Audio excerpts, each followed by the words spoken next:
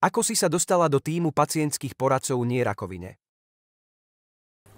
To stále bola moja taká nejaká túžba niekomu pomáhať, lebo keď som ja ochorela, nemal mi kto vtedy pomôcť a Nie rakovine ma oslovila, že či môžem, či by som chcela takto pomáhať týmto onkologickým pacientom ako bývalá pacientka. A to ma veľmi oslovilo, lebo som povedala, že v tom čase, keď som ja bola chorá, nemala som sa na koho obrátiť v počítači, keď som si niečo naštudovala, bolo tam veľa informácií, často boli protichodné a vtedy som si povedala, že áno, že chcem pomáhať, keď by tu taká možnosť bola, a keď ma oslovili, tak som bola veľmi šťastná, že to môžem aj robiť.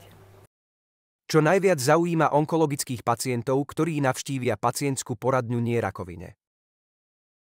V pacientskej poradni, keď prídu pacienti, tak najprv sa chcú s nami porozprávať, chcú sa s nami zdôveriť, majú tu tamto prostredie, majú tu tam to súkromie.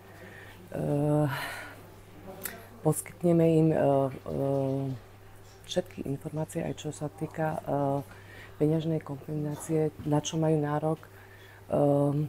Potom sa často pýtajú, ako sa majú stravovať, čo majú počas liečby brať pred liečbou a po liečbe.